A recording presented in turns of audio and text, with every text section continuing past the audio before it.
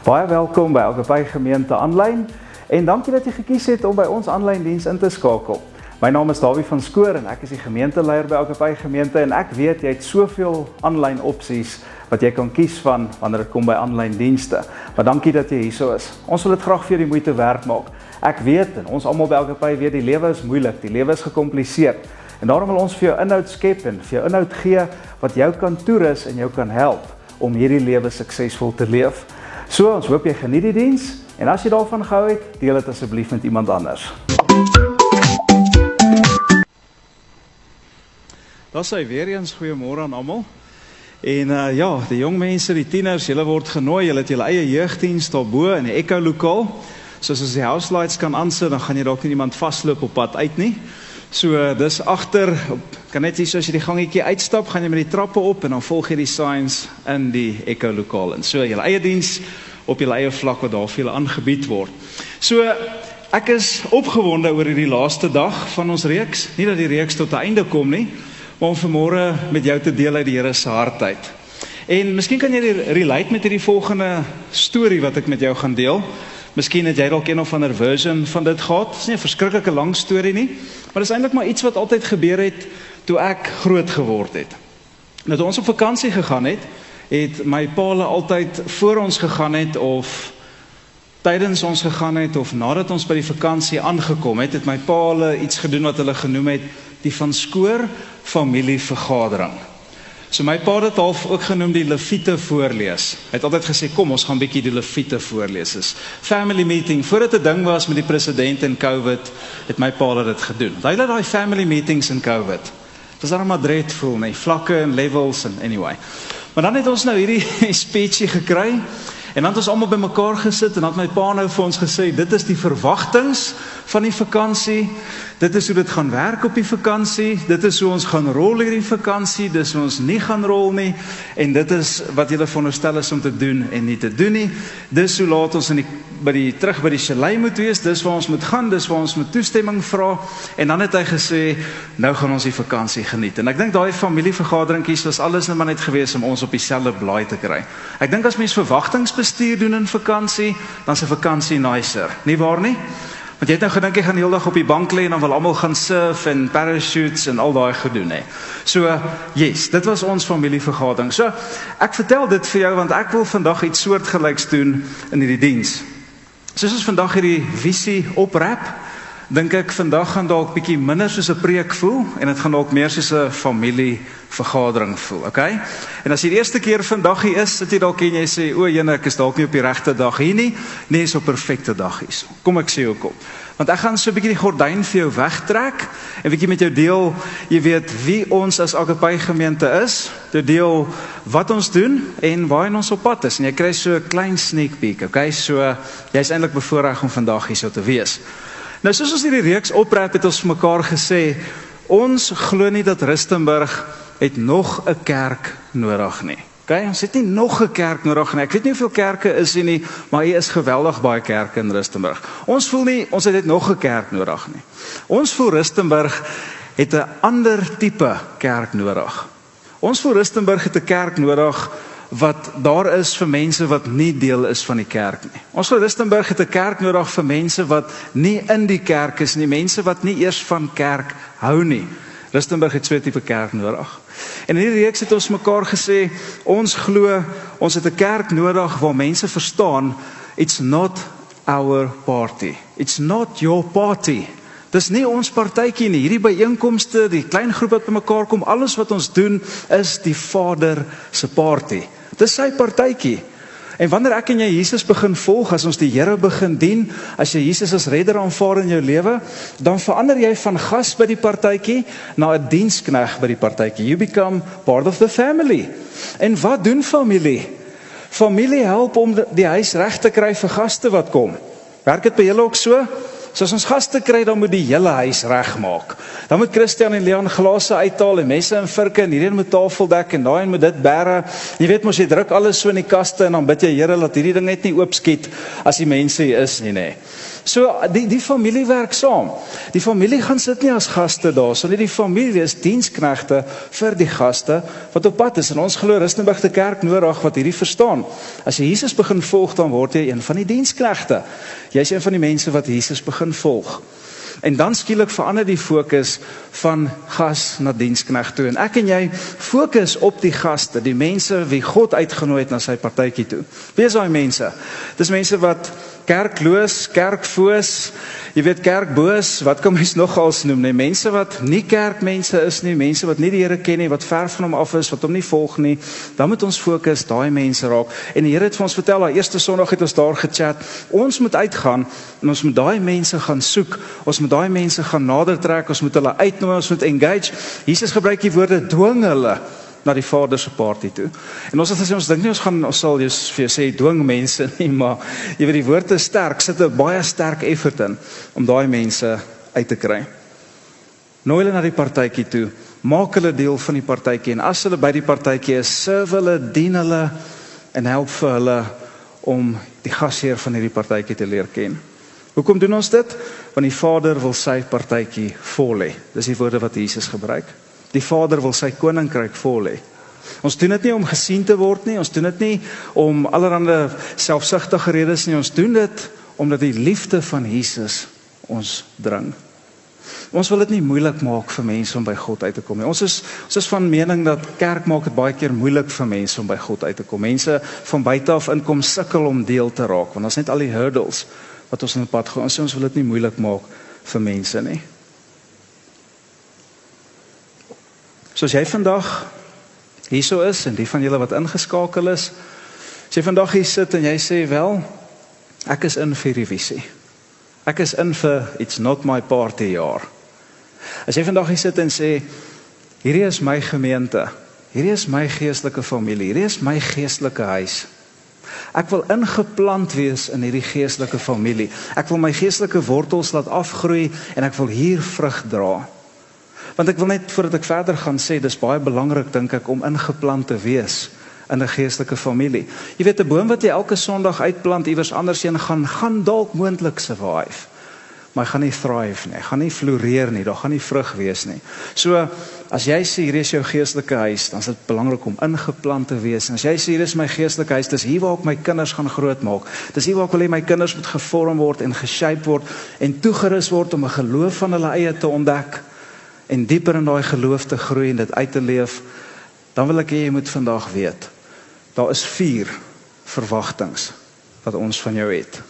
Daar's 4 verwagtings wat ons van jou het. As dit nou jy is van wie ek gepraat het, as jy sê, hier is nie nog nie my kerk nie, ek check dit nog uit, ek is nog nie deel nie, dan is dit net goed vir jou om hierdie te weet, maar dankie tog, jy kan so voorkop af en sê, dankie tog, het geld nie vir my nie. Okay, so jy kan uittap en solank die week se kalender gaan en ander goed doen, so. Maar luister dalk miskien, hè, maar as jy deel van hierdie gemeente is, hoor wat is die 4 verwagtings wat ons van jou het, en dis wat ek eintlik vandag met jou oor wil gesels in iets wat meer soos 'n family meeting dalk voel as 'n preek. Okay, eerste ene, kan ons begin? Hier gaan ons. Dien op 'n span. Groundbreaking, né? Julle weet hierdie. Kan ek dalk miskien vra? Wie van julle is op een of ander plek betrokke as 'n volunteer by hierdie gemeente? Wie van julle dien in 'n volunteerspan iewers? So net julle hande opsteek nie asseblief. Hoog op. Okay, baie dankie. Dis 'n klomp van ons, né? Weet 'n klomp is op hierdie stadium besig ook. So is 'n hele klompie van ons. Nou, ek weet julle, as ons hierdie mense gaan vra, as ons 'n mikrofoon vir die ouens gee en sê, vertel vir ons bietjie van jou ervaring as iemand wat serve in die kerk en dien op 'n span. Wat sê jy sê? Dan dink ek die meeste van die mense sal sê, weet jy wat, ek het eintlik opgesign om te gee, maar toe het ek meer gekry as wat ek gegee het. Dis iets wat ek baie hoor, is iets wat ek in my eie lewe ervaar het al. Jy daag op om te gee, en dan ontvang jy soveel meer. Dis iets wat ek oor en oor hoor, en hierdie ouens sal vir jou sê, weet jy wat, ek het opgesign by kinderfees, of opgesign vir die bediening, of ek het deel geword van hierdie, om my skills, my gawes, my talente, my menswees, my hande, wat ook al te kom gee hierso, en ek het toe ek weggestap het besef, dat ek het eintlik meer ontvang, as wat ek gegee het, nie? Want jy dink jy gooi jouself uit en jy doen soms tog dit ook, maar uiteindelik word jy baie voller as wat jy leeg word. En ek dink die realiteit ook vandag is dat die is ook baie van ons wat nog nie op spanne dien nie. As ek so kyk na die hande, dan is die baie van ons wat nog nie deel is van 'n span nie. Is baie van ons wat nog nie ingeslot het nie, wat nog nie besig is om die Here te dien deur sy kerk en sy gemeente te dien nie. Kan ek jou vandag challenge, as dit nou jy is? Kan ek jou challenge vandag en vir jou volgende sê? Moenie langer huiwer nie.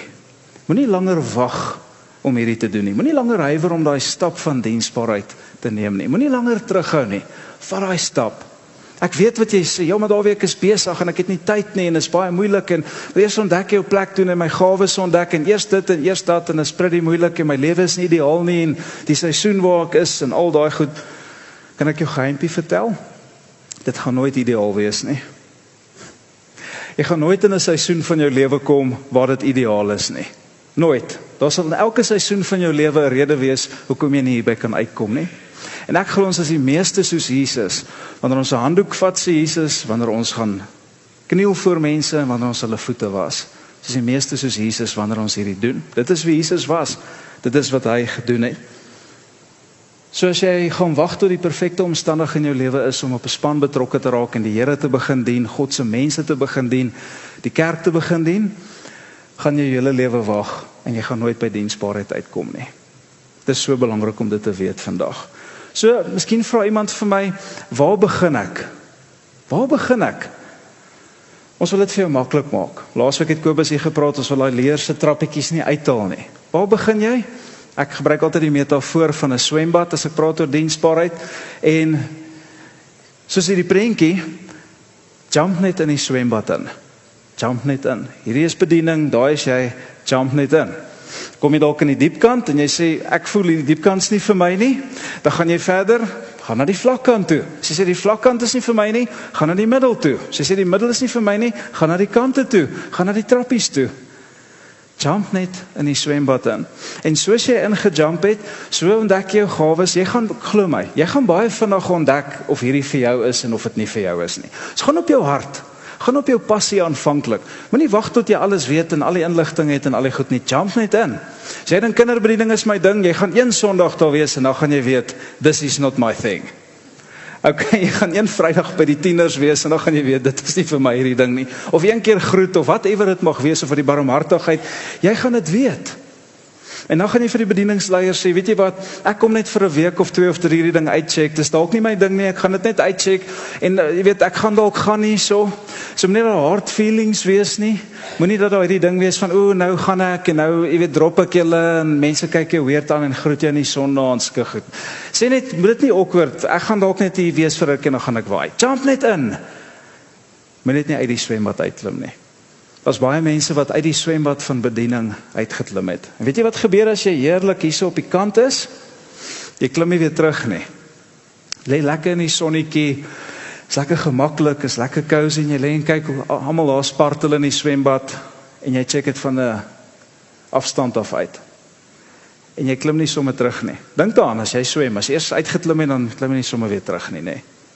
Dis presies hoe bediening werk, moet net nie uitklim nie, gaan net na die volgende ding toe, try die volgende ding, dien op 'n span.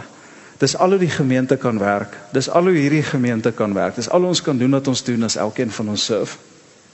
Dan die tweede ene wat ek met jou wil sê, die tweede verwagting wat ons het.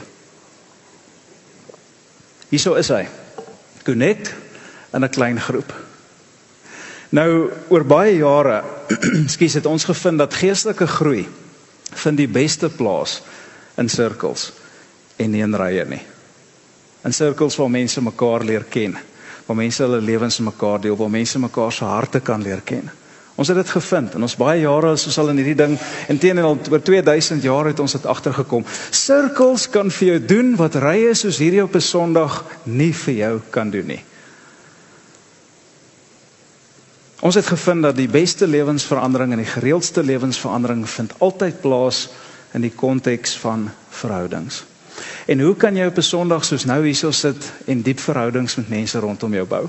Jy kan ook in die koffieshop na die tyd met iemand kuier of al voor. Jy kan ook hierdie tipe van goed doen, maar uiteindelik vind dit die beste plaas in die konteks van verhoudings. En elke geloofsgroei storie wat ek al in my lewe gehoor het, as mense vir my vertel, daar waar ons groei, daar waar ons gaan dieper, daar waar ons is besig om groot transformasie in ons lewens te beleef, dan is dit altyd iewers gekoppel aan die woorde, ek het in 'n groep betrokke geraak, ek het hierdie mense in my lewe gekry, ek het deel geraak van hierdie verhoudings. Dit is altyd, almal wat groei het, altyd iewers in die storie, hierdie oomblik, hierdie moment, van toe ek in hierdie groep kom, toe ek deel van hierdie mense raak, toe skielik, toe is daar verandering in my lewe, wat next level is. So by Agape gemeente, moet julle weet, is groepe 'n big deal. Dis regtig vir ons 'n big deal, dat elke een van ons in 'n groep sal wees. Hoekom? Want kerk is nie net iets wat op 'n Sondag gebeur vir ons nie. Kerk is nie net iets wat nou hierdie timeslot gebeur nie. Kerk is vir ons iets wat reg deur die week gebeur. En weet julle wat, as jy die Nuwe Testament lees, sal jy sien, die oorspronklike format wat kerk was, heel aan die begin, was klein groepe gewees. Dit was nie die huge byeenkomste, daar was byeenkomste gewees, maar kerk het eintlik in sy volle verwesenliking gekom in klein groepe reg deur die week. Mense wat saam geëet het, mense wat saam gebid het, mense wat saam gedeel het, mense wat saam geleef het, wat 'n community was, wat elke week saam met mekaar gejourney het. Dit is die format van die oorspronklike kerk gewees, die original kerk, wat Jesus agtergelaat het, en dan het daai mense by mekaar gekom, elke dan en wan. So don't get me wrong, ek hoop regtig jy geniet dit om Sondag hiernatoe te kom, ek hoop regtig jy geniet die dienste, maar as jy regtig deel van Agape gemeente wil wees, as jy regtig deel wil raak van wat hier gebeur by ons gemeente, sluit by 'n groep aan. Join 'n groep. Raak betrokke. Hoekom? Want kerk lyk die meeste soos die Nuwe Testament. Wanneer kerk in klein groepe reg deur die week by mekaar kom, in community, mekaar ondersteun en saam met mekaar die lewe deel. Dis daar waar hulle jou naam ken. Dis daar waar hulle weet wat in jou lewe aangaan. Dis daar waar hulle vir jou bid. Dis daar wat hulle vir jou care. Dit is my so amazing. Baie van julle het seker gesien, maar ek het hierdie hele Februarie elke Saterdag getroue gehad. Die laaste in Januarie was nog 'n paar wat voor lê. So as huweliksbevestigings, ek voel al soos 'n trouformulier. Maar weet julle wat vir my so amazing is, by van die troues wat ek was van ons gemeente, familie, is my so beautiful om te sien, by daai troues waar ek is, dan is die helfte plus van die mense wat by daai troue is hulle klein groepse mense. It's my amazing. Twee van daai troues sit ek dan sê hulle, omtrent die hele kerk is hierso, omtrent die hele klein groep is hierso. Dis amazing. En dit is waar dit gaan. Ek nooi hulle na my troue toe. Maar ek sê nou nie, dis 'n vereiste nie, don't get me wrong, maar verstaan, dit is mense wat vriende word, dis mense wat die lewe saam doen, dis mense wat saam bid, wat in 'n community is, en dis wat ons wil sien. En dit gaan vir jou doen wat rye nooit vir jou kan doen nie, gaan sirkels vir jou gee. En dis hoekom dit van super belangrik is, so sluit by 'n groep aan. Dalk sê vir my, maar wat is die onboard, wat is die onramp wat ek vat? As jy uitstap vandag, gaan maak 'n draai by Koneksiepunt. Sê vir hulle, ek wil deel word van 'n groep, hier is my naam, hier is my nommer. Sê ek wil deel word van 'n ministry, ek wil begin serve, ek wil dien, ek wil net iewers, ek het 'n hartklop vir kinders, of ek het 'n hartklop vir dit, ek wil net inspring. And by the way, ons kort mense by die kinderbediening. Daar's baie kinders, daar's baie mense wat deel geword het, maar ons kort nog meer. Melinda sê, wie ook al kan kom, sal ons vat. Okay? So ons kort mense, die jeugbediening, Vrydaande met Johanna hierso. Sit ek net vir hulle gou 'n elevator pitch insit hierso, asseblief. As jy dalk iewers wil opsign, doen dit na die tyd. Dan die derde ene is gee 'n persentasie. Wat is ons derde verwagting van jou? Gee 'n persentasie. En dis hier waar die persoon aan die kant stamp en hulle sê en sê, "Oeg, nou het ek iemand kerk toe gebring en nou praat hulle oor geld." Die dag toe ek iemand nou genooi het. Nee man, ons praat oor persentasies. So ek neem aan, jy het 'n sterk vermoede dat hierdie die waarheid is. So kom ek bevestig jou vermoede vanoggend. Okay, as jy dalk die vermoede gehad het. Hierdie plek betaal nie vir homself nie. Okay, as jy die vermoede gehad het, dis dalk die geval, jy's reg. Hierdie plek betaal nie vir homself nie. Alles wat jy hierso sien, kan net funksioneer, en alles wat hierso gebeur buite hierdie plek, kan net gebeur as gevolg van jou finansiële generosity. Dit kan net gebeur as gevolg van 'n gemeente wat generous is en hierdie gemeente finansiëel ondersteun. Ek wens die Here het vir ons soos Elia met die kraaie vir ons geltjies gebring in hulle bekkies hierso en so aan op maandagoggend 'n swerm van hulle, maar ek kan dit seker doen, maar hy doen dit op 'n ander manier, nee. Jy weet dit dalk miskien nie, maar hierdie plek is gebou op die generosity van mense. Care Center wat daar buite staan, amper 10 miljoen rand se gebou, is gebou op die generosity van mense.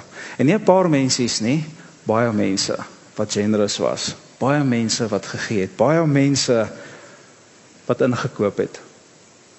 En ek dink weer eens, as ek vandag 'n mikrofoon moet gee vir daai mense wat finansiëel invested is en gegee het by hierdie gemeente, dan sal hulle sê, weet jy, wat 'n voorreg en wat 'n vreugde, wat 'n eer is dit nie vir ons gewees om deel te kon hê op 'n indirekte manier aan soveel lewensverandering en soveel transformasie wat op hierdie plek plaasgevind het nie.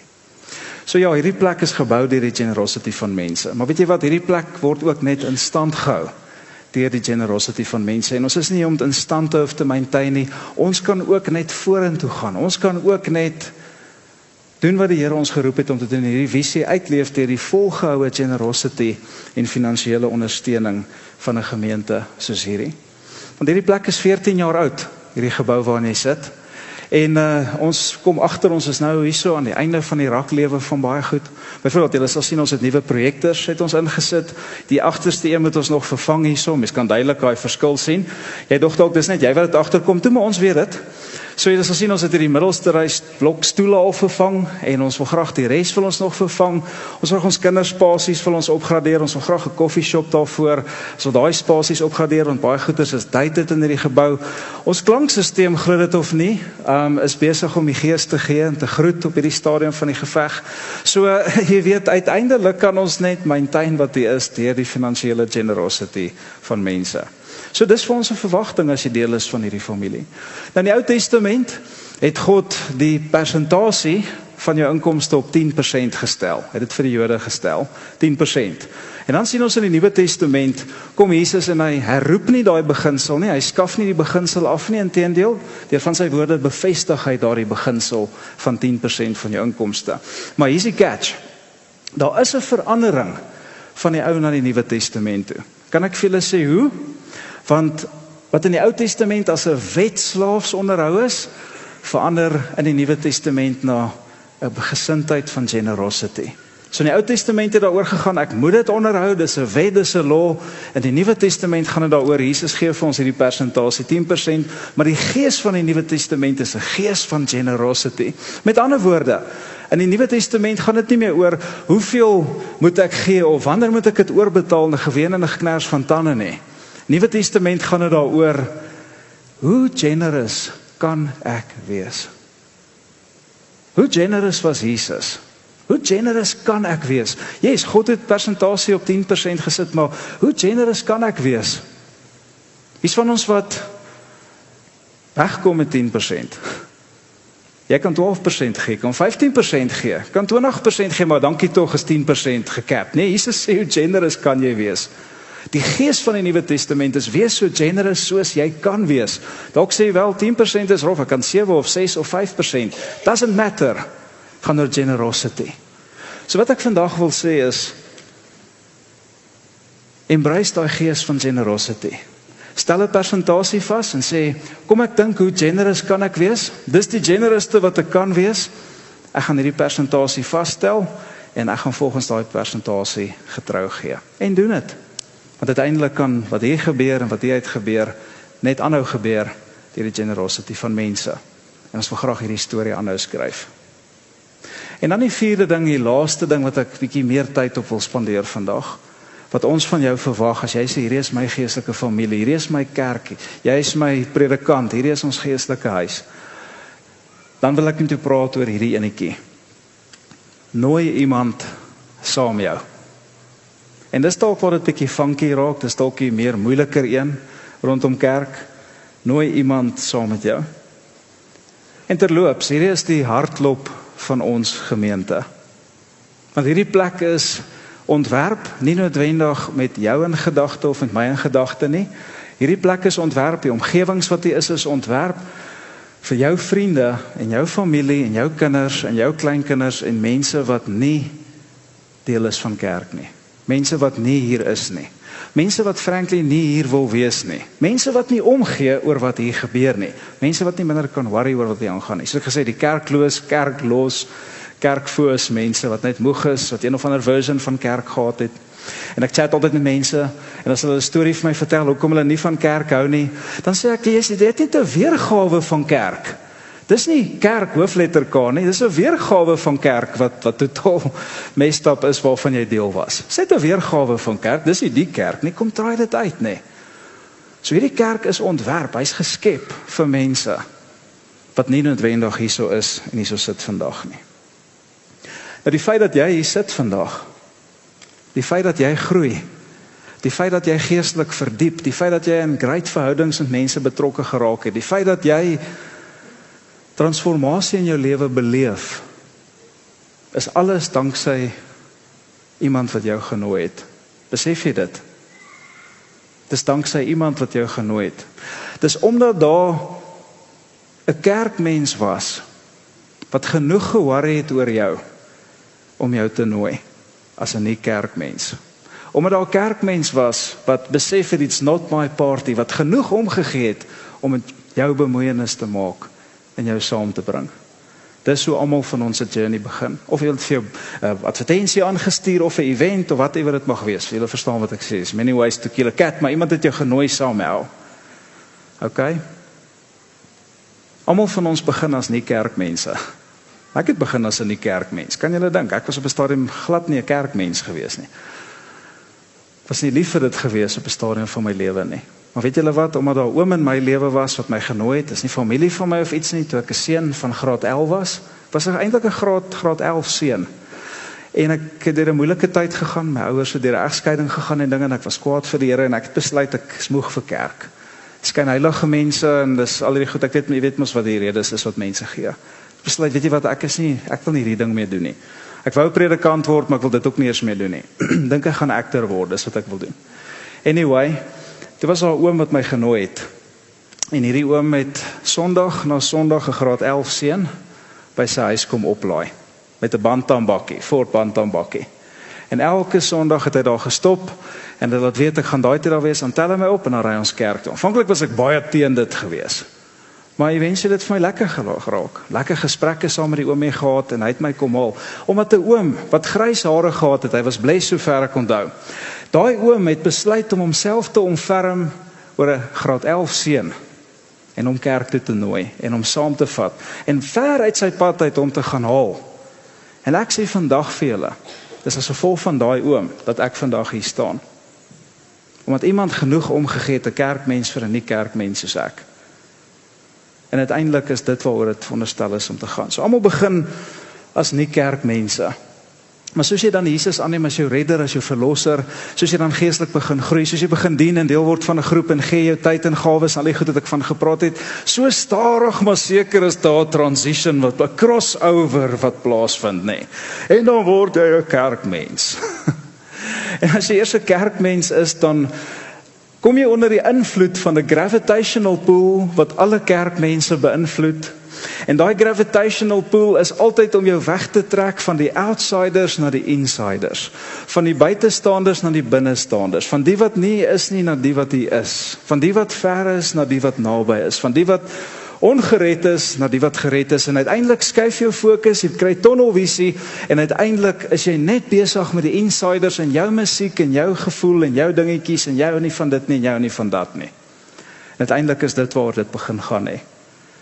En dan is ons 'n volslae kerkmens. En ons vergeet van die mense wat buite is. Ons vergeet van die mense wat nog nie is nie. Ons vergeet van die mense wat is, waar jy dalk nie te lank terug was nie. Ons vergeet van daai mense. Die mense vir wie Jesus sy lewe gegee het. Die mense wat sy topprioriteit is. Die mense wat hy alles in sy wese love om deel te maak. Ons vergeet van daai mense. So as ons miskien dalk van ons gemeente se kant af gemengde syne na julle toe uitgestuur het, mixed signals na julle toe uitgestuur het, oor hoekom ons mense na ons kerk toe nooi, dan is dit nie jou fout dat jy so voel nie, dis ons fout. En ek wil hom verskoning vra daarvoor, okay? Maar ek wil dan vandag die geleentheid gebruik om dit 100% te clarify. Hoekom ons dan mense nooi? So 3 goed hoekom ons nie mense nooi nie. Kan ek dit vir julle gee? Hoekom nooi ons nie mense Agape toe nie? Eerstens, om die kerk groter te hê. Baie kerke nooi mense net om groter en groter en groter te wees. Maar ons het geleer groter is nie noodwendig beter nie. Gaan nie oor kwantiteit net, gaan oor kwaliteit. En iets wat gesond is, groei ultimately, dit is definitief die waarheid. Maar niemand word long-term beïndruk met 'n groot kerk nie. Nie ons volunteers nie, nie ons staf nie, julle weet. Aan die begin is dit dalk, is 'n groot kerk, hoe awesome is dit, maar na rukkie, weer dit af. Groot kerk beïndruk mense na ruk eintlik glad nie meer nie. Wat beïndruk mens? Wat beïndruk ons? Life change. Lewens wat verander, mense wat breakthroughs het, mense wat verander, stories van transformasie wat geskryf word. Dis ons impres. Tweede rede hoekom ons nie mense na ons kerk toe nooi nie, is ons nooi nie mense nie omdat ons verplig voel om dit te doen nie. Asseblief moet dit nie doen want ek is nou verplig nie. Ons het hierdie hiërargie in die system, 1 nooi 2 en 2 nooi 4 en 4 nooi 12 en is hierdie system wat hier aan die gang is. Mense, dis nie wat ons doen nie. Ons nooi nie mense omdat ons verplig is nie. Hoekom moet ons nie verplig wees nie? Want as ons verplig is om iets te doen, doen ons gewoonlik nie 'n goeie job van dit nie. Dink aan jou werk, dink aan tax. Okay, jy is verplig, jy moet daai ding betaal nie. Doen jy dit met 'n mooi hart, doen jy dit met lekker gesindheid, kom ek bless hierdie regering met alles in my. Nee, ek sê altyd die Here het gesê, jy weet, gee die keiser wat hom toekom, maar moet hom nie bederf nie. Okay, Jesus het dit nie gesê nie. Kan ons daai net uit-edit na die tyd asseblief. As ek volgende Sondag hier nie is nie, dan weet jy iemand van SARS het hierdie gekyk. Okay, so ja. Livestream mense, dankie, dit ja. Anyway, so verstaan julle wat sê ek nie? As jy verplig is om iets te doen, dan is dit nie, jy doen dit nie met 'n goeie hart nie, jy raak awkward en weird en kom na ons kerk toe asseblief. Ek weet daar's nie parkering nie en is moeilik en al hierdie goede, maar jy sal waarskynlik nie kom nie en iets anders aan, maar as jy regtig niks anders kom na ons, jy weet daai tipe ding, ons wil nie dit doen nie. So is nie verplig nie. Dan die derde ene, ons nooi nie mense omdat ons dink daar's iets fout met die mense wat ons nooi nie. Weet jy wat, ek weet jy is heeltemal screwed up, so kom na ons kerk toe, en dan gaan jy, weet, gaan skreeu wat ook al word, nee, ek kan ek eers daai woord gebruik hier vandag, nie, maar anyway, so, ons nooi nie mense, want ons dink daar's iets fout met mense nie, okay, en kom kerk toe, en jy gaan gefiks word by die kerk nie, dis hoekom ons mense nooi nie. Hoekom nooi ons mense, julle? So as jy al gedink het, ek wil nou mense nooi, want hy wil sy kerk groter en al daai goed, dit is, jy weet nou waar dit gaan. So hoekom nooi ons mense uiteindelik, kan ek vir julle sê, hierso is hy, want ons glo, Jesus maak nie net ons lewe beter nie, hy maak ons ook beter met die lewe. Dis die rede hoekom ons mense nooi, ons is vir Rustenburg, ons is vir ons gemeenskap, ons wil hê die Here moet hulle lewe kom beter maak. Ons wil hê die Here moet hulle beter maak met die lewe. Ons glo hierdie regtig. Ons glo Jesus is die ware noord. En as mense hulle lewe met die ware noord align met Jesus en hom begin volg en hom begin dien, dan kom maak hy nie net hulle lewens beter nie, hy kom maak hulle ook beter met die lewe.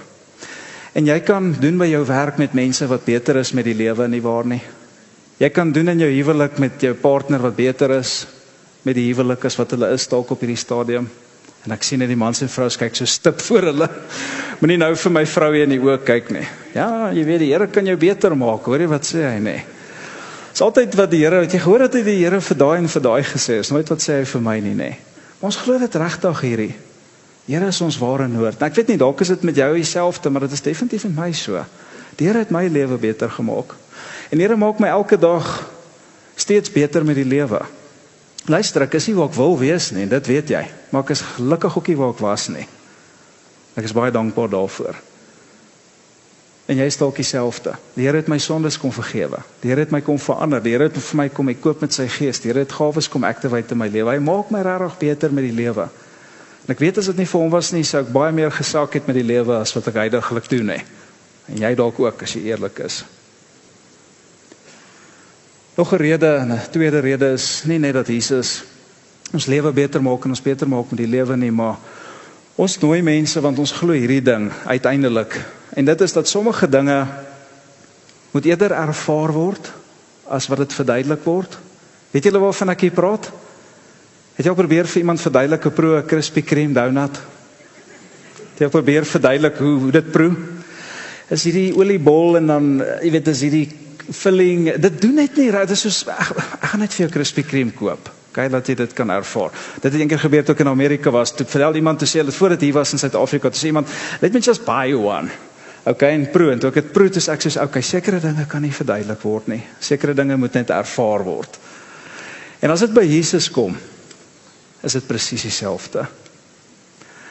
Ons glo dit is baie beter om 'n persoonlike ervaring met die Here Jesus te hê, as wat jy inligting oor hom kry of iets van hom hoor. Dis hoekom ons mense nooi. Ons glo, dis moeilik om hom te verduidelik. Dis moeilik om te verduidelik wat hy is. Dis moeilik om inligting. Jy moet hom net kom experience. Sekere dinge in die lewe is baie beter wanneer jy dit ervaar as wat dit aan jou verduidelik word. En dis ook presies wat Jesus gedoen het toe hy nog op hierdie planeet was, nee. Is dit nie so nie? Dink daaraan, wat het hy vir mense gesê? Hey julle, kom kry inligting oor my. Hier's traktaatjies na die diens oor my. Wat sê hy vir mense? Follow me. Kom ervaar my. Het is moeilik om vir jou te sê wat hierdie is. Kom experience dit. Ek nooi jou om dit te kom experience. Jesus het dit gedoen in die woord.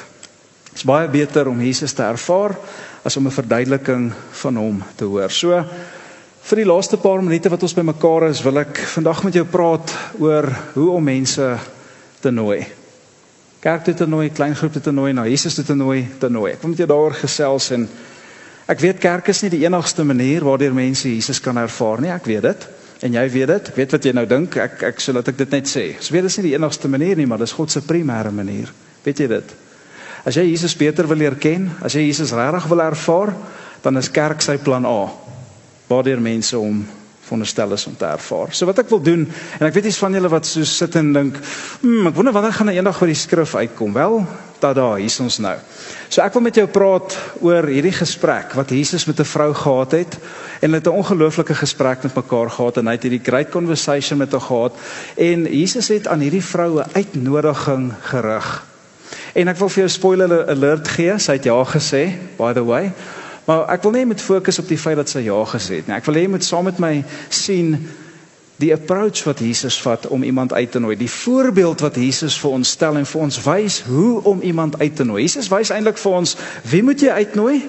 Hy wys vir ons, wanneer moet jy hulle uitnooi, en hy wys vir ons, hoekom dit belangrik is om hierdie mense uit te nooi. En uit Jesus se voorbeeld uit, leer ons hoe ek en jy dit kan doen, uit hierdie een encounter uit, en ek wil dit graag met jou deel vandag. So as julle reg, kom ons jump in, maak jou Bybel oop, Johannes 4 vers 5 tot 6. Baie bekende verhaal. Julle ken dit, as jy in die kerk groot geword het, het jy hierdie al iewers gehoor, nee. So, dis nou, Jesus kom toe in 'n dorp in Samaria, wat Sigar genoem word, nie Sigar nie, Sigar genoem word. Dit was naby 'n stuk grond, wat Jakob aan sy seun Josef gegee het. So dit gaan way back when, daar's 'n hele ding daar, nee. Die put van Jakob was daar geleë. Jesus het toe, omdat hy regtig uitgeput was, sien julle hier wat met woorde gebeur, uitgeput, by die put gaan sit, van die reis, het hy sommer by die put gaan sit. Dit was omtrent 12 uur die middag gewees. Nou, backstory wat jy dalk nie weet van hierdie nie, is die Jode en die Samaritane het glad nie met mekaar oor die weg gekom nie. Die Jode kon glad nie die Samaritane verdra het nie. Hulle het geglo die Samaritane is 'n substandaard volk of nasie. Want baie jare voor hierdie plaasgevind het ons gelees het, is die Jode weggevoer deur 'n ander vreemde koning na 'n vreemde land toe. En die mense wat nou nie die skerpste potlood in die laai was nie, die Jode het agtergebly. En hulle het toe ondertrou met die Samaritane, en toe het hulle nou die gemengde nasie geword. So die Jode het op hulle neergesien en gesê, julle is hierdie substandaard nasie, ons meng nie met julle nie. Kan ek vir julle sê hoe groot was die rasisme daar, of die, weet nie wat jy dit sou noem nie? Dit was so erg gewees, dat die Jode letterlik nie deur Samaria gereis het nie. So as die Jode iewers heen getravel het, dan het hulle om Samaria gegaan na die destination waar hulle wees, net om nie eers met hierdie mense te doen te kry nie. Nou Jesus is besig om te travel, ons lees hy's uitgeput, hy's moeg, so Jesus besluit, ek gaan nie om Samaria travel nie, ek gaan reguit deur Samaria. En hy kom in Sigar in die dorp aan, en is so 12 uur die middag, en hy gaan sit by die put, en dis 'n interessante tyd wat Jesus kies om by 'n put te wees. Weet julle hoekom? want daardie tyd van die dag was daar nie veel mense by die put gewees nie. Put was soos die mug and bean van vandag, okay, die pleithou. Al die vrouens, die mammas het in die oggend daar gaan hassel en bassel. Na die kinders afgelaai is met die ander amer en al daai goed, het hulle daar so gaan hassel en bassel. En water geskep en hulle het wasgoed gewas en dit was amazing alles wat daar aangegaan het. En dan het hulle water gevat en teruggegaan huis toe sit. En toe al vir die dag wat dit die warmste was, het niemand met kruike water rondgeloop buite nie. So Jesus het geweet, daar gaan nie baie mense wees nie. Hy's moeg, hy's nie in 'n spys regtig nou vir mense noodwendig nie. Hy wil net daar gaan sit. Hy stuur sy disippels weg om kos te gaan koop. Hulle is McDonald's toe en daar sit hulle. Okay? By Jacobs, whatever dit nou sou wees in daai tyd, nee, so hulle gaan toe nou soen toe. En hy sit en hy's moeg. En ek dink mense kan relate met Jesus, né? Ek kan relate met Jesus. Want as jy moeg is, en as jy uitgeput is, en as jy siek en sat is jy nie lus vir mense nie. Dis hoekom ek baie keer in die oggend 9:00, as ek moet mol toe gaan, maandagoggend 9:00, gaan ek mol toe. En moet jy nou nie môreoggend ook 9:00 gaan nie. Okay? Jy weet, jy gaan, of ek gaan in die aand soos 15 minute voor die plek toe maak. Want baie keer is ek moeg, en ek het geminister, en ek is net nie lus vir mense nie. En dan sien ek iemand, ek sê, moet net nie oogkontak maak, en sê, hi! Kan ons praat oor iets? Wie het God gemaak? Of so vrae gaan langs die frozen food section, wat ons dan nou oor moet praat nie. So, Jesus was moeg gewees. Hy was uitgeput. En hy sit daar so, en hy is net besig om te rus. En dit wys vir my so mooi dat hy was ten volle God, en hy was ten volle mens. Sien jy dit? 100% God, 100% mens. Want Jesaja sê, God raak nie moeg of afgemat nie. Kan jy dink hoe Jesus hierdie experience het om moeg te wees? En dit gee vir my grace met ons mense wat ook partykeer moeg is, nee. Maar hy sit hierso. Disippels weg, niemand regtig by die put nie, en dan gebeur die volgende. 'n Samaritaanse vrou kom toe daaraan om water te skep, want dis wat jy by put doen. Jesus vra vir haar, gee vir my asseblief water om te drink. Nou lees ek hierdie, nou dink ek dadelik by myself, as daar gewoonlik 12:00 die middag niemand regtig by die put was, nie? Hoekom is hierdie vrou daar? As sy weet al die vrouens kom in die oggend om alles te doen, hoekom kies sy om die vrouens te skep en in die middag te kom as daar niemand is nie? Die bloedige gesonde kruik te dra met vol water of whatever. Hoekom kies hierdie vrou om ook op 'n tyd te kom as sy ook verwag het? Hier gaan niemand wees nie. En ons sien later in hierdie verhaal 'n paar oomblikke presies hoekom dit so is, nie? So Jesus praat dan met haar. En ek is belangrik om hierso te sê, Jesus chat haar nie op nie. Okay, Jesus is nie besig om aan te lê by haar nie. Hy knoop 'n gesprek met hierdie vrou aan. En Jesus was moeg geweest, so hy kon eintlik net so vir haar geknik het. Hi, kon dalk miskien net so gewaai het, hallo. Hy kon ook geen oogkontak met haar gemaak het nie, net gedoen het wat hy gedoen het. Dit sou nie vreemd gewees het as hy dit so gedoen het nie. Maar Jesus besluit om hierdie vrou raak te sien. Hy connect met hierdie vrou, hy engage met hierdie vrou. Jesus stel in haar belang, al is hy moeg, al is hy uitgeput, al het hy 'n besige tyd agter die rug. Hy stel haar eerste, hy sien haar raak, en hy rig 'n uitnodiging aan hierdie vrou.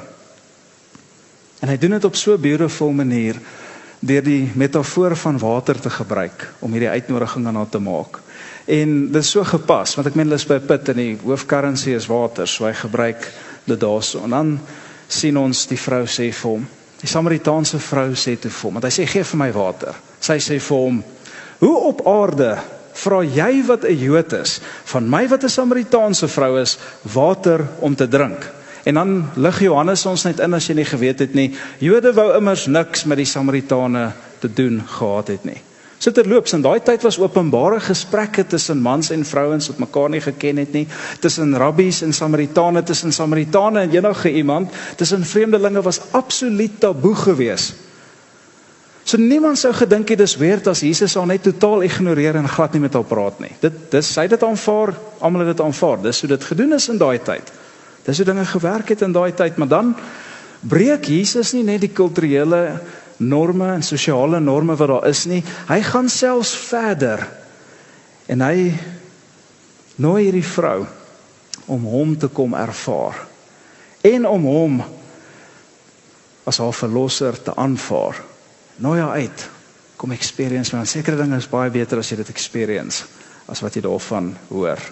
Kom experience, neem my aan as jou verlosser en zaligmaker. Maar soos hy hierdie uitnodiging vir haar gee, kom ons agter dat daar's probleme nie. Is iets wat hierdie vrou terughou, en Jesus weet dit, en ons sien hy delf dieper. Hy grawe dieper in hierdie vrou se lewe. Kom ons lees dit. Jesus het daarop gereageer. As jy maar net hierdie gawe van God vir jou geken het, en geweet het wie dit is wat jou vra, gee vir my water om te drink, sou jy hom gevra het, en hy sou vir jou lewende water gegee het. En dan sien ons daar's nog so 'n bietjie pushback van haar kant af. Sy respond hierop en sy sê vir Jesus, ag regtig, jy het nie eers 'n skep ding nie. Weet jy hoe diep is hierdie put? En by the way, almal weet hierdie is die beste water in Sigar. Nou wil jy vir ons kom vertel jy het beter water by jou. Come on. En hoekom praat jy met my? Ek meen ek is hier om stilte te hê. Nou het ons 'n chat hier aan die gang met mekaar. En die vrou raak half geïrriteerd met Jesus, kom jy agter in haar woorde. Sy beledig hom so effens liggies. Hoe respond Jesus dan op hierdie attitude van haar kant af? Jesus antwoord haar, elke een wat van hierdie water drink, wat jy nou net vertel het is die beste water in die wêreld, sal weer dors word. Wie egter van die water drink wat ek hom gee, sal nimmer as te nooit weer dors word nie. Die water wat ek hom sal gee, sal 'n fontein in hom word, waarvan die water vir altyd sal bly opborrel. En hierdie maak vir my tot vandag toe nog baie sin, hè? Daar van die eerste eeu af tot vandag toe maak het vir my soveel sin. Weet julle hoe baie mense lewe met 'n gat in hulle hart? Weet jy hoe baie mense sit vandag hier? En het jy te doen elke week met 'n gat in hulle hart? En wat hulle probeer doen is, net God kan daai gat in hulle hart vul, en hulle probeer hierdie gat vul met mag, met geld, met status, met roem, met fame, met likes, wat het ook al mag wees. En hoe meer hulle dit probeer vervul, hoe minder vervulling beleef hulle. En dis waar hierdie vrou was. Dis 'n gat in haar hart gehad. So 'n vraag, kan ek jou 'n persoonlike vraag vra vandag? Daai vraag is, wat gebruik jy om die gat in jou hart te vul? Wat gebruik jy om die gat in jou hart te vul? Wat sit jy daaraan? Hierdie vrou het verhoudings gebruik. Sy het geglo in hierdie verhoudings gaan sy haar worth en haar vervulling kry. Sy het verhoudings gebruik. Het nie gewerk nie. En Jesus kyk haar in die oë en hy nooi haar en hy sê, kom traai my. Ek sal vir jou lewende water gee. Hê 'n encounter and experience met my, follow me. Ek sal vir jou lewende water gee. En jy gaan nooit weer lus raak vir Sigar se water as jy hierdie eers gehad het nie. Try me. Dis wat die Here vandag vir jou ook sê. Jy met die gat in die hart. Try me. Ek sal vir jou lewende water gee. Jy sal nooit weer lus raak vir iets anders nie. En Jesus se uitnodiging wys vir ons wat hy van hierdie vrou dink. Jesus se uitnodiging wys vir ons wat dink hy van mense soos die vrou. En dit wys ook vir die vrou dat hy baie meer van haar weet as wat sy gedink het hy weet. En weet jy moet weet vandag, hy weet ook meer van jou as wat jy dink hy weet van jou. En as jy dink daai water gaan nie werk nie, hou iets kan nou ook, want hy weet presies waar jy is en wat die gat in jou hart is. En hier vat Jesus dit raak en hy vra die vraag vir. Hy sê vir haar, okay, gaan roep jou man. En dan kom jy terug hiernatoe. En net daar raak Jesus daai senuwee weer. Want hy is God, hy weet wat die issue in haar lewe is, hy weet wat sy gat in haar hart. En wat respond die vrou op Jesus se woorde? Die vrou het dadelik reageer, ek sien sommer die vrou dadelik reageer, stywe nek, sê sy vir Jesus, ek het nie 'n man nie. En Jesus sê vir haar, hy beamoed dit, ja, nee, jy is reg, jy het nie 'n man nie. Want jy het reeds 5 mans gehad, en een wat jy nou het, is eintlik ook nie jou man nie. Dit wat jy gesê het, is die waarheid, ja. En dit verstom hierdie vrou. Sy sê soos, hy weet van die 5 mans. Hy weet van die 5 mans. En ek dink wat hom meer verstom het, dat hy weet van die 5 mans, is hy weet van die 5 mans, en hy nooi my nog steeds. Vir lewende water. How is this possible? Jesus sê vir, ja, nee, ek weet, jy het deur die mans gedraf, sissa. Ek weet dit. Maar weet jy wat? Ek weet ook die man wat jy nou het is ook nie 'n man nie. Ons weet nie, was dit 'n ander vrou se man of was hulle net nie getroud en het saam gebly of wat was die storie daar nie, maar hy sê van ja nee, ek weet die ou wat jy nou het is ook nie joune regtig nie.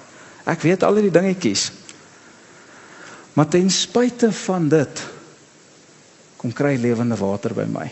Ten spyte daarvan nooi ek jou uit. Weet jy wat Sissa? Ek het alles in ag geneem voor ek hierdie uitnodiging aan jou gemaak het. Ek het al hierdie goed in ag geneem. Jou sonde, jou gebrokenheid, jou bad track record, die hang-ups in jou lewe, die verkeerde keuses, die lifestyle choices wat jy gemaak het, ek het alles in ag geneem en jy nog steeds ten spyte daarvan genooi. Hoekom?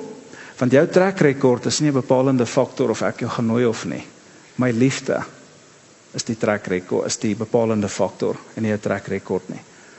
Jesus sê basically, ek weet presies wat jy gedoen het, enetjie terug, ek weet presies wat jy gedoen het, en wie jy is, nog steeds nooi ek jou. Kom na my toe, kom kry lewende water.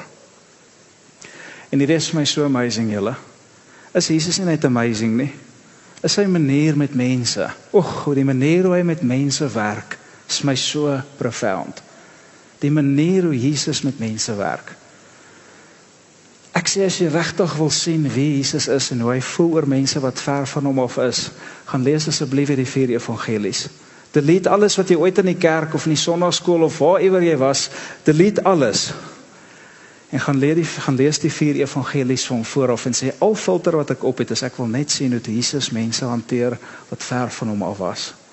Hoe lyk die Vader se hart vir mense wat nie deel is van sy party nie? Dit is vir my profound hierdie. Ek weet alles, nog steeds nooi ek jou saam my. So uit hierdie verhaal uit, is daar soveel wat ons by Jesus kan leer wanneer dit by die nooi van mense kom. Maar ek dink die heel belangrikste 2 lesse wat ons hier uit leer vandag, is nommer 1 dat ek en jy moet moeite doen om mense te nooi. Jesus was moeg, hy was uitgeput, hy was besig. Maar ten spyte daarvan het hy sy fokus geskuif na hierdie vrou toe. Ten spyte daarvan het hy tyd gemaak. Jy is moeg, jy is besig, jy het 'n lewe, jy het 1000 balle wat jy in die lug hou. I know. Ek weet hoe dit gaan. Maar ten spyte daarvan, doen moeite met mense wat 'n gat in hulle hart het, wat ver van God af is. Gee tyd.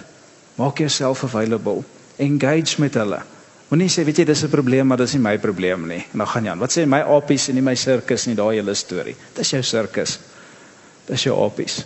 En die tweede ding is hierdie uitnodiging word nie bepaal deur wat jy dink of wat jy weet oor die gat in hierdie mense se hart en hulle lewe nie, maar deur die liefde in God se hart. So wat sê ek vir jou? Jou uitnodiging hang nie af van die gat wat in die mense se hart is en wat jy daaroor dink en hoe dit lyk en wat dit is en nie is nie. Dit gaan nie daaroor nie. Dit gaan oor die liefde, die onvoorwaardelike liefde wat in God se hart is vir mense. Grond van dit noem ons mense. Maak nie saak wat die gat in hulle hart is of hoe hulle daai ding probeer vervul nie. We don't have a cop-out.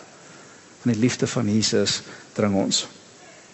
So wanneer ek en jy soos Jesus by mense begin stil staan, wanneer ons moeite doen met mense, op hulle fokus, al is jy moeg, al is jy besig, al voel jy nie adequate vir dit nie, wanneer ek en jy op mense inzoom, ten spyte van wie hulle is, wat hulle track record is, wat plaasgevind het in hulle lewens, wanneer ons hierdie doen, regtig na hulle luister en in hulle stories inklim, sal jy sekere cues kry, van wanneer jy hulle moet begin nooi.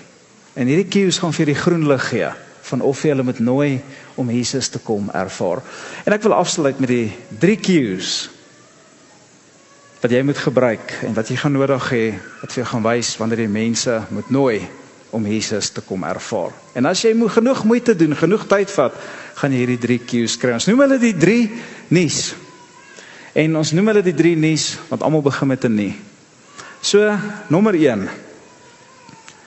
Jou eerste cue as iemand vir jou sê, ek is nie op 'n goeie plek nie.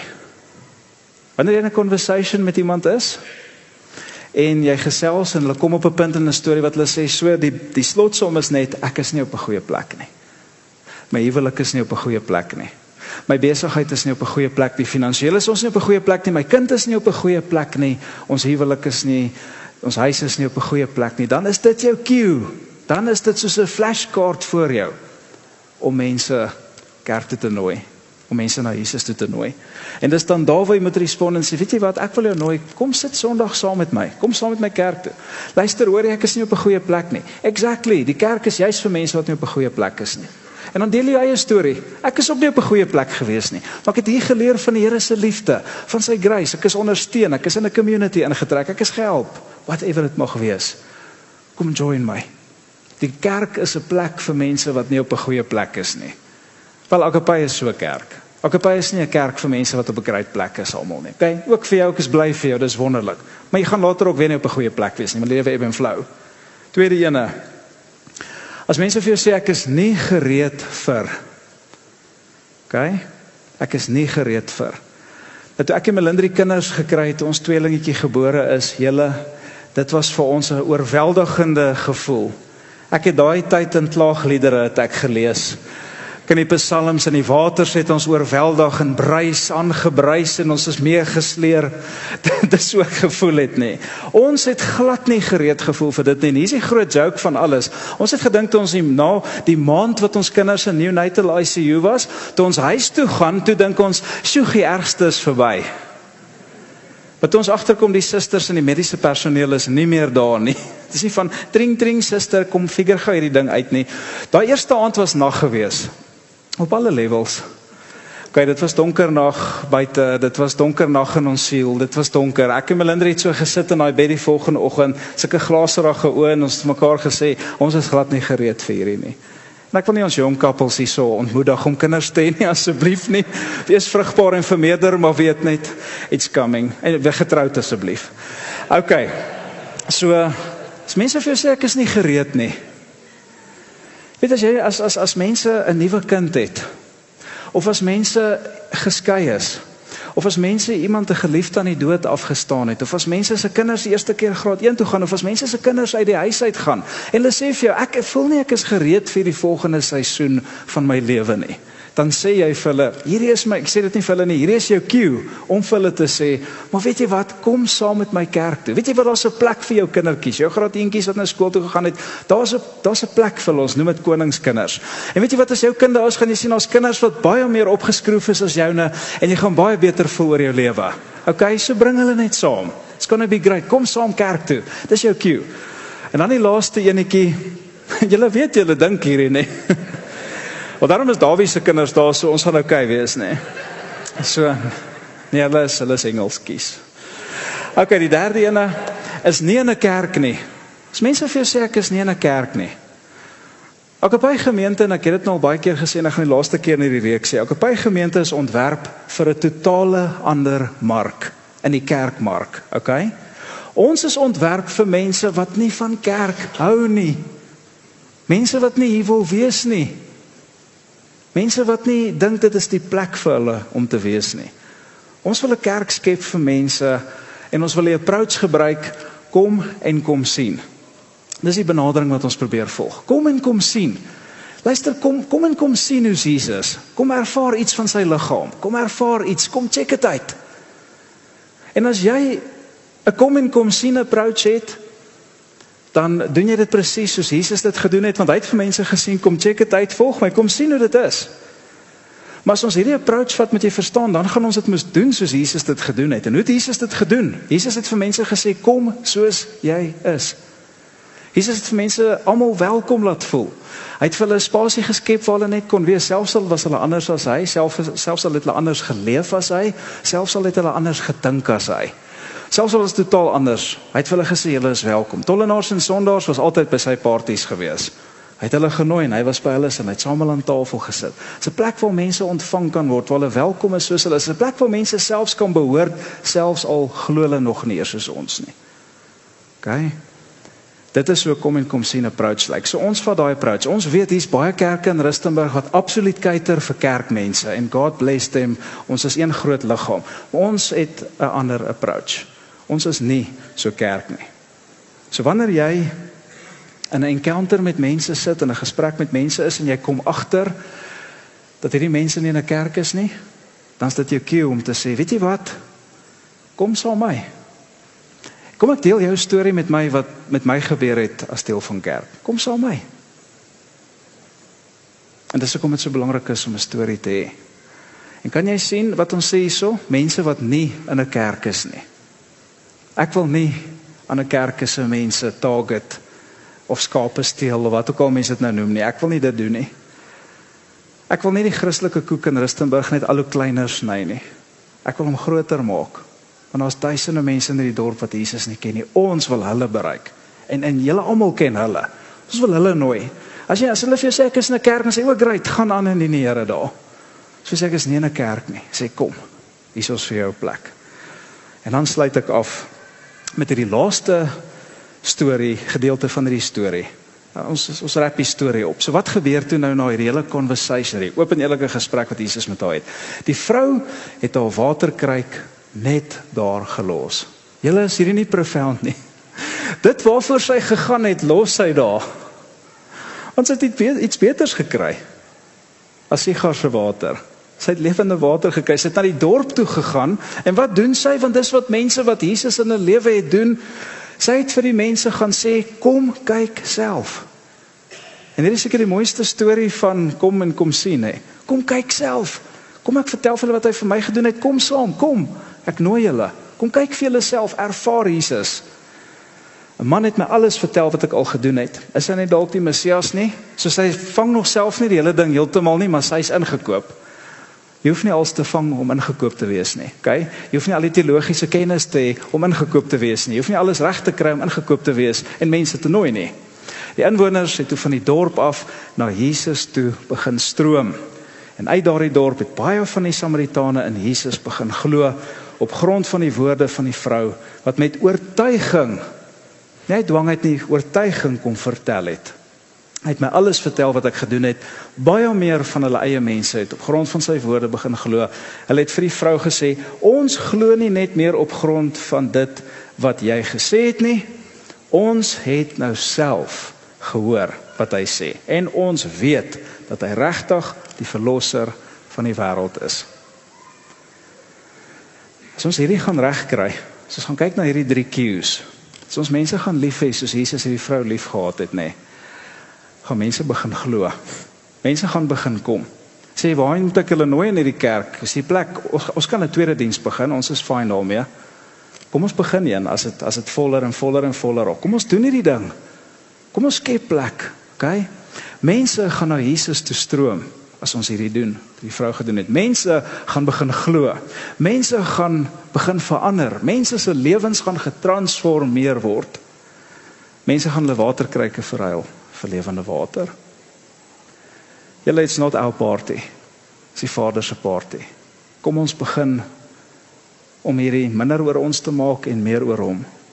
Kom ons gebruik hierdie 3 nuus en kom ons nooi mense. Kom ons bring hulle, kom ons engage met mense. Dat hulle kan glo en kan sê, hierdie is die verlosser van die wêreld.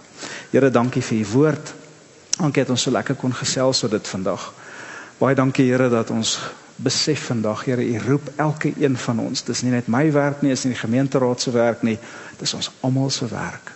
U roep ons uit, Here. U roep ons uit om mense te fokus waarop u fokus, Here. Laat die gravitational pull ons nooit wegvat van die outsiders af, nie van die wat buite is, Here. Maar laat ons altyd sal fokus op hulle. Help vir ons, Here, om die cues raak te sien in gesprekke. Help vir ons om gesprekke intentioneel aan te koop. Nie te moeg of te besig of wat ook al te wees nie, maar intentioneel hierdie te doen.